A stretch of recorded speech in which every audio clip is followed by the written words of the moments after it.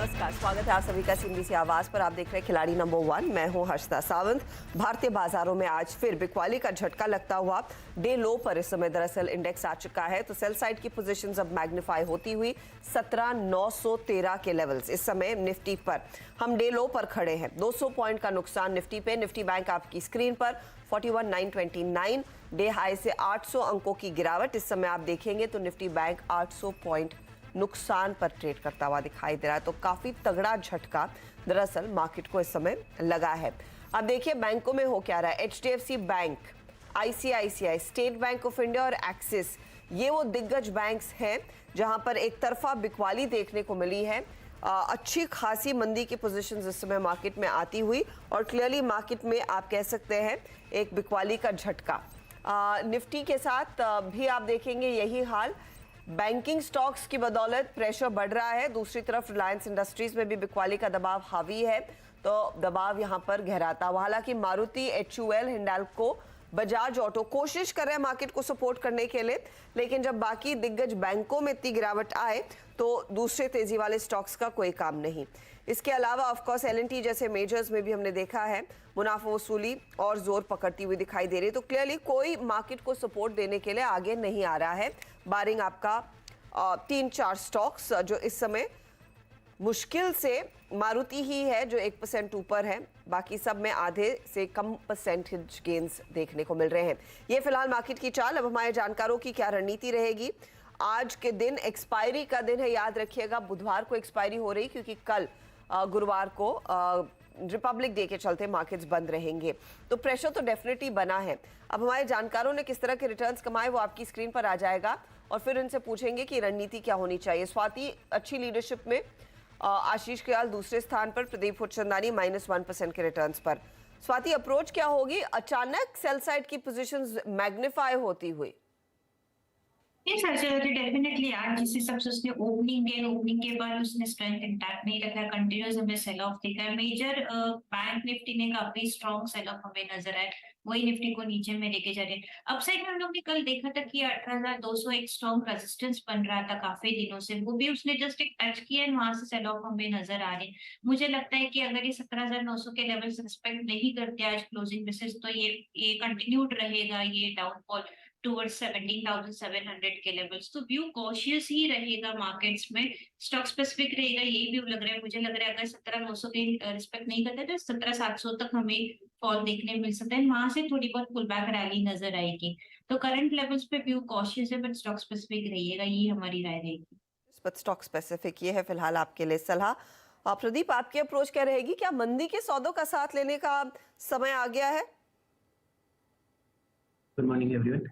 बिल्कुल मंदी का सौदे लेने का समय आ गया, क्योंकि निफ्टी ने 18,050 18,000 का जो स्ट्रॉन्ग सपोर्ट एरिया था उसको डिसाइसिवली ब्रीच किया है, उसके नीचे ट्रेड कर रहा है। तो हमारे हिसाब से नीचे की साइड में 17,760 के जो बॉटम बने थे 12 जनवरी को, उसके नजदीक निफ्टी जा सकता है आने वाले कुछ दिनों में। तो उस सेंस में व्यू नेगेटिव रहेगा। तो मेरे हिसाब से कुछ मंदी के ट्रेड जोड़ने का ये बिल्कुल सही समय है। जोड़ने का सही समय। अब देखते हैं आशीष की रणनीति क्या रहेगी। इनके पोर्टफोलियोज पर भी नजर डालना शुरू करते हैं, क्योंकि देखिए एक तरफा बिकवाली दरअसल गहराती हुई इस घंटे में साफ देखने को मिल रही है। और वायदे बाजार के ट्रेड्स अगर आप ध्यान देंगे तो Bosch, Shri cement, Balkrishna, siemens, ये वो कैपिटल गुड्स काउंटर्स हैं जहां पर अच्छी खासी पोजीशंस कटने लगी हैं। यहीं पर रोल ओवर भी 89 से 90% के बीच रहा है। आशीष, आपका ट्रेड क्या रहेगा? इनफैक्ट आशीष का पोर्टफोलियो स्क्रीन पर रखिएगा प्लीज पहले डायरेक्टर साहब, तो समझ में आएगा क्या ट्रेड इन्होंने बुक आउट किया है और क्या आगे लेना चाहेंगे। तो कल के कल Lakshmi Organics, Poonawalla Fincorp, new India assurance सारे सौदे काट लिए, तो फ्रेश ट्रेड लेने का मौका। आशीष बताइए ट्रेड क्या होगा? देखिए फिलहाल तो मैं एक स्टॉक पिक करना चाहूंगा, वो है नजारा टेक्नोलॉजीज। यहाँ पर ओवरऑल बाजार में दबाव बना हुआ है, लेकिन ये स्टॉक फिर भी अच्छा कर रहा है और ऊपर की ओर चल रहा है। तो यहाँ पर एक अच्छा ब्रेकआउट आता हुआ नजर आ रहा है, वॉल्यूम्स पिकअप हुए, थोड़ा सा सेलिंग हुआ है लेकिन ऊपरी लेवल से, लेकिन यहाँ से वापस से बाइंग इमर्ज होने की गुंजाइश है। तो नजारा टेक्नोलॉजीज पे बाई की राय होगी। स्टॉप लॉस लगाना होगा 616 का और टारगेट है 700 रुपए का। 700 के टारगेट के लिए मौका, नजारा में तेजी का ट्रेड लेने का, 616 का दरअसल स्टॉप लॉस। आगे नजारा के मैनेजमेंट से भी बात होने वाली है, नंबर्स जो आए हैं उस पर। तो आशीष कह रहे हैं ये फिलहाल बाय साइड का ट्रेड रहेगा। प्रदीप, आपका पोर्टफोलियो में देख रही हूँ -1.3% तक के रिटर्न्स आपके कल। LIC का कल आपने ट्रेड एग्जिट कर लिया, एम्फेसिस में आज सौदे काट लिए हैं। नया ट्रेड क्या जोड़ रहे हैं? नया ट्रेड जो मैं जोड़ूंगा वो शॉर्ट साइड रहेगा और फेडरल बैंक ये ट्रेड रहेगा। फेडरल बैंक पिछले काफी दिनों से 34 DMA के आसपास सपोर्ट ले रहा था जो 133 पे प्लेस थी। इसको ये शुरुआती कारोबार में काट रहा है, तो मेरे हिसाब से फेडरल बैंक में वीकनेस एक्सटेंड हो सकती है आने वाले कुछ दिनों में। तो 132.25 पे करंट रेट पे इसको शॉर्ट सेल करना चाहेंगे। 136 का स्टॉप लॉस रहेगा और 120 के टारगेट्स रहेंगे। 120 तक आ सकता है फेडरल बैंक। आज की इस बिकवाली में यहाँ पर भी पोजीशंस कटने लगी हैं, 2-2.25% का नुकसान। तो शॉर्ट करने की सलाह, 120 का टारगेट, 136 आपके लिए स्टॉप लॉस के तौर पर काम करेगा। ये है फिलहाल वो ट्रेड जो प्रदीप लेकर चल रहे हैं। स्वाति का पोर्टफोलियो आप देखेंगे तो GSPL में एग्जिट किया कल 272 के लेवल पर। सनटेक में इन्होंने आज सुबह में 374-75 के बीच एग्जिट किया है और शाले होटल्स में भी 365 के लेवल्स पर प्रॉफिट बांधा कल के सत्र में। स्वाति, नया क्या जोड़ेंगी? ये सरजेदा जी, नए के लिए मैं आज एक बाय कॉल देना चाहूंगी जो कि VIP इंडस्ट्री पे। लास्ट कुछ दिनों से मैं देख रही थी कि ये सिर्फ 20 पॉइंट्स के रेंज में चला था, 682 700 के रेंज में। It got stuck between the 50 and 100 DMA वो रेंज। आज उसने ब्रेकआउट दिया है, ऐसे मार्केट में भी उसने स्ट्रेंथ काफी इंटैक्ट रख रहा है, DM के ऊपर ट्रेड हो रहा है, वॉल्यूम्स भी डिसेंट है। मुझे लगता है ये पोटेंशियल रखता है कि अपसाइड में एटलीस्ट 30-40 पॉइंट्स का हमें देखने मिलेगा, जो कि काउंटर को लेके जा सकता है 740 750 के रेंज में। तो करंट लेवल पे बाय कीजिएगा, 710 के आसपास चल रहे हैं VIP इंडस्ट्री। 695 का स्टॉप लॉस प्लेस कीजिएगा फॉर इमीडिएट टारगेट ऑफ 740 का टारगेट। VIP में तेजी का ट्रेड करीब 2% ऊपर जाने का दमखम रखता है स्टॉक। यहाँ पर एक बाय साइड का रिकमेंडेशन इस समय आपकी स्क्रीन पर आ गया है। तो ये है फिलहाल आपके लिए स्वाति की तरफ से ट्रेड। मैं जानकारों के बाकी ट्रेड्स पर आएंगे, लेकिन एक तो रिजल्ट सीजन और ऑफ कोर्स बजट सीजन भी, तो उसी का एक मिश्रण पर बात करेंगे। नजारा टेक जिसके नतीजे आ चुके हैं, स्टॉक आपकी स्क्रीन पर आ जाएगा। मुनाफे में बढ़त देखने को मिली है, यहाँ पर 18 करोड़ का मुनाफा बढ़ा, 18 करोड़ पर आया है, यानी कि 76% तक की वृद्धि देखने को मिली है। आय भी लगभग करीब 70% बढ़ती हुई, EBITDA में भी 3% की बढ़त देखने को मिली। हालांकि मार्जिन्स पर प्रेशर आया। अब हमारे साथ कंपनी के जॉइंट MD नितेश मित्र सेन हमारे साथ जुड़ गए हैं। स्टॉक है करीब 4-4.5% ऊपर। Nitesh, good morning. अगर आप मुझे ब्रेक डाउन दे सके, क्योंकि आप ई-स्पोर्ट्स में हैं, आपकी लर्निंग बेस्ड गेम्स हैं और एडटेक में भी हैं, तो लर्निंग बेस्ड गेम्स और ई-स्पोर्ट्स में थर्ड क्वार्टर में किस तरह की कमाई रही है, वहां की रन रेट क्या कह रही है, ये बताइए। जरूर। तो हमारी जो अर्ली लर्निंग स्पेस है वो Q3 में 80.4 करोड़ का रेवेन्यू था, जो Q3 FY22 में 47.2 करोड़ था। सो ये साल के क्वार्टर में ईयर ऑन ईयर कंपैरिजन में 70% ग्रोथ आया उधर। हमारे ई स्पोर्ट्स बिजनेस में इस क्वार्टर में 152.5 करोड़ था, जो पिछले साल के क्वार्टर में 109.3 करोड़ था, तो उसमें भी 40% ग्रोथ आया है। तो ये दोनों ही हमारे जो वर्टिकल्स है काफी तेजी से ग्रो कर रहे हैं और हम काफी खुश है इनके परफॉर्मेंस से। तो मैं जो आंकड़े इस समय दिखा रही हूँ, ई स्पोर्ट्स में 84% की ग्रोथ, गेमिफाइड लर्निंग में 26% की ग्रोथ, ये इनफैक्ट 9 मंथ का डेटा है। थर्ड क्वार्टर में रफली कितना कंट्रीब्यूट कर रहा है गेमिफाइड लर्निंग, या फिर ये ई स्पोर्ट्स का मार्केट ज्यादा बेहतर प्रदर्शन दिखाने लगा है, and what is going to really drive revenues going forward, Nitesh? So third quarter में हमारा esports business was almost 49% हमारे टोटल रेवेन्यू में। Third quarter contribution 152.5 crore out of 314.8 crore था। हमारा जो अर्ली लर्निंग बिजनेस है that was 80.4 crore out of 314.8 crore, तो उसका भी अच्छा खासा कंट्रीब्यूशन था। आगे चलते हुए हमारे 5 वर्टिकल्स है, gamified early learning, e sports, edtech, freemium and skill based real money gaming, और हमें काफ़ी हमें लगता है कि पांचों में हमें अच्छा ग्रोथ मिलना चाहिए। एडटेक वर्टिकल हमारा इस साल काफ़ी अच्छा ग्रो हुआ है, 57% ग्रोथ है पिछले साल से। प्रीमियम बिजनेस में भी हमारी 23% to 27% ग्रोथ है। RMG में इस क्वार्टर की 41% ग्रोथ है, but year on year almost 140% growth है।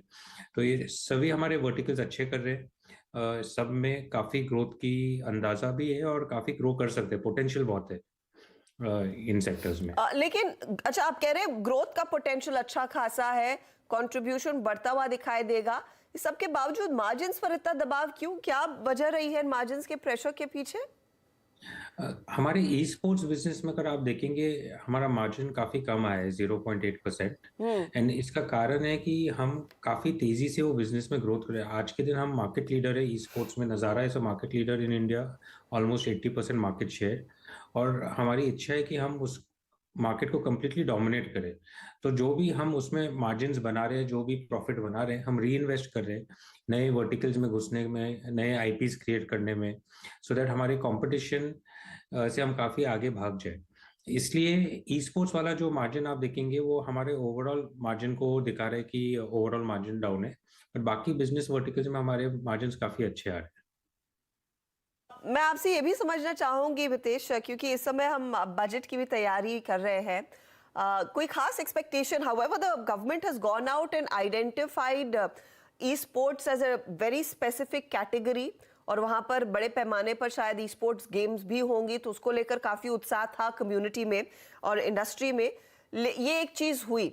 दूसरा मुद्दा उभर कर आता है जो शायद जीएसटी काउंसिल के जिम्मे है कि गेमिंग पर कितना टैक्स लगना चाहिए। एनीथिंग स्पेसिफिक जो आप एक्सपेक्ट कर रहे हैं सरकार की तरफ से, जिसका जो एड्रेस किया जा सकता है बजट में? जरूर। आई थिंक सबसे इम्पोर्टेंट पॉइंट है कि regulatory and taxation clarity for the gaming industry in India. ये बहुत इम्पोर्टेंट पॉइंट है क्योंकि हमारी जैसी कंपनीज जो पब्लिकली लिस्टेड हैं, रिस्पॉन्सिबल इन्वेस्टमेंट्स करना पड़ता है, हम ग्रे एरिया में ऑपरेट नहीं कर सकते। सो जितनी जल्दी गवर्नमेंट सारी एरियाज में क्लैरिटी दे दे, उतनी जल्दी हम और इन्वेस्ट कर पाएंगे और तेजी से ग्रो कर पाएंगे। सो मेरी अंदाजा है कि ये बजट में अगर टैक्सेशन पे क्लैरिटी आती है तो एक अच्छी बात रहेगी। दूसरी बात है कि इंडिया में अपॉर्चुनिटी है गेमिंग एक्सपोर्ट, गेमिंग रेवेन्यूज या गेमिंग एक्सपोर्टर बनने में, to make games for the world. And कोई भी तरीके से अगर गवर्नमेंट उसको सपोर्ट कर पाए, इंसेंटिवाइज कर पाए, दैट विल बी ग्रेट।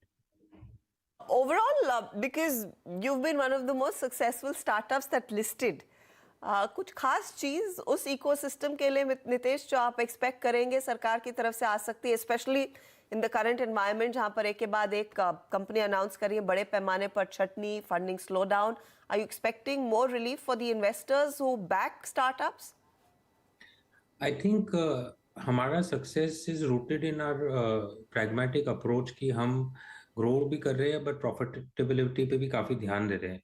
जो चैलेंज हुआ है रिसेंटली ज़्यादा हुआ है इसमें कि बहुत सारे स्टार्टअप्स तेज़ी से ग्रो तो कर रहे हैं, बहुत बड़े लॉसेस बना के ग्रो कर रहे हैं, और जब मार्केट सेंटिमेंट चेंज होता है तो उनको फिर और नेगेटिव एरियाज में चले जाना पड़ता है, जैसे ले ऑफ्स एक्सेट्रा, उससे काफ़ी इन्वेस्टर्स भी हर्ट हो जाते हैं।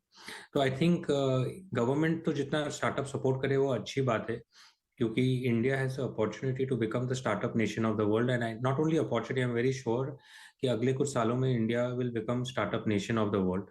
We have the talent, we have the risk capital, we have large user base, बहुत अपॉर्चुनिटी है। बट ऑल्सो स्टार्टअप्स को फोकस करना पड़ेगा कि हम रियल मेट्रिक्स पे फोकस करें, वैनिटी मेट्रिक्स पे नहीं फोकस करें। जहाँ कैपिटल हम लोग बर्न कर रहे हैं, कैपिटल इन्वेस्ट कर रहे हैं, लॉस भी अगर बना रहे हैं तो सही बात पे जा रहा है कि नहीं, वो बहुत इंपॉर्टेंट है हर प्रोमोटर को, हर स्टार्टअप एंटरप्रेन्योर को देखने के लिए। बहुत बहुत शुक्रिया हमारे लिए समय निकालने के लिए, and wish you the very best for the coming quarter Nitesh. तो Nitesh Mitra Sen of course budget expectations पर अपनी राय देते हुए और नंबर्स पर भी, और अच्छी तिमाही कंपनी के लिए रही है और आगे और कॉन्फिडेंस है बेहतर नतीजे डिलीवर करने का। चलिए इस मोड़ पर हम लेंगे एक ब्रेक। बाजार की हालत तो खस्ता हाल, 17,933 पर इस समय 185 अंकों की गिरावट पर निफ्टी, और निफ्टी बैंक 41,982 के लेवल्स पर खड़ा है। लौटते हैं फटाफट।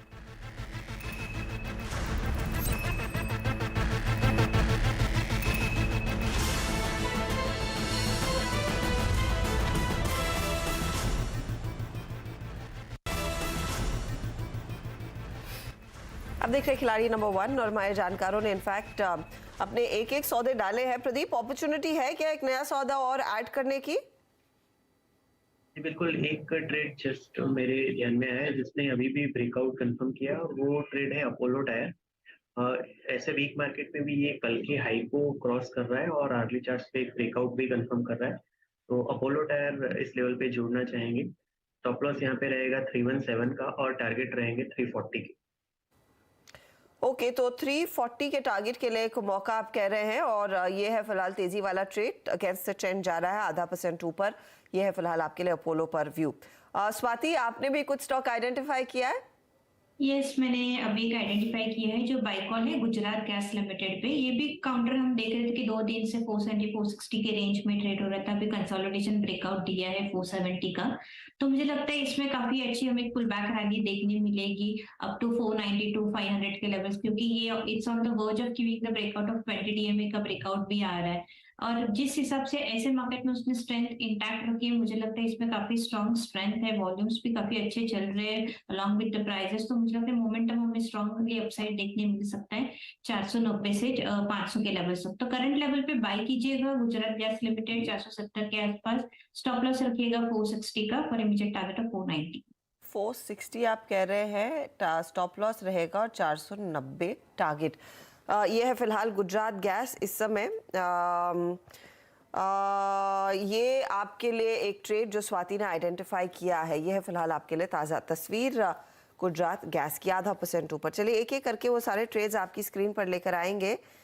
जहाँ पर हमारे जानकारों ने वैसे तो दिए हैं तेजी वाले सौदे। आशीष कयाल ने एक ही ट्रेड जोड़ा, एक खाली है। नज़ारा टेक 700 का टारगेट, बेगो पार्डन, 700 का टारगेट, 616 स्टॉप लॉस है। नज़ारा टेक के रिटर्न्स भी स्क्रीन पर लेकर आइएगा प्लीज। 0.02%, ज़्यादा कुछ योगदान नहीं, शांत है स्टॉक। अब आते हैं अगले पोर्टफोलियो पर। स्वाति का दिखाएंगे पोर्टफोलियो, प्रदीप का। प्रदीप होचंदानी ने फेडरल बैंक में बेग योर पार्डन सेल का ट्रेड दिया, 120 का टारगेट है, 136 स्टॉप लॉस। और अपोलो टायर बाय कॉल दिया, 340 का टारगेट, 316 या 17 रादर आपके लिए स्टॉप लॉस के तौर पर काम करेगा। तो एक तेजी और एक मंदी का ट्रेड। तेजी वाला ट्रेड 0.19% जोड़ रहा है, मंदी वाला ट्रेड 0.15% ड्रैग कर रहा है। अब लेकर आते हैं स्वाति का portfolio. VIP buy 740 target, 695 stop loss. Gujarat Gas buy 490 target, 460 stop loss है। रिटर्न्स देखिएगा, 1% के गेंस वीआईपी में, गुजरात गैस 0.37% तक के रिटर्न्स। तो जो लीडरशिप कायम थी उसका फायदा मिलता हुआ स्वाति होतकर 12% के रिटर्न्स के साथ आगे। आशीष कयाल 7.5% के रिटर्न्स पर, -1.61% के रिटर्न्स है प्रदीप होचंदानी के। ये फिलहाल आपके लिए ताज़ा तस्वीर खिलाड़ी नंबर 1 की। आगे अपडेट्स जो भी आएंगे उसका एक चेक लेंगे हम 1 बजे मिड कैप मंत्र में। और ऑफ कोर्स अपडेट्स हमारे सोशल मीडिया हैंडल्स पर तो जाएंगे ही लाइव। ऑल द बेस्ट आप तीनों को। लेंगे एक ब्रेक के बाद फोकस कमोडिटी मार्केट के एक्शन पर।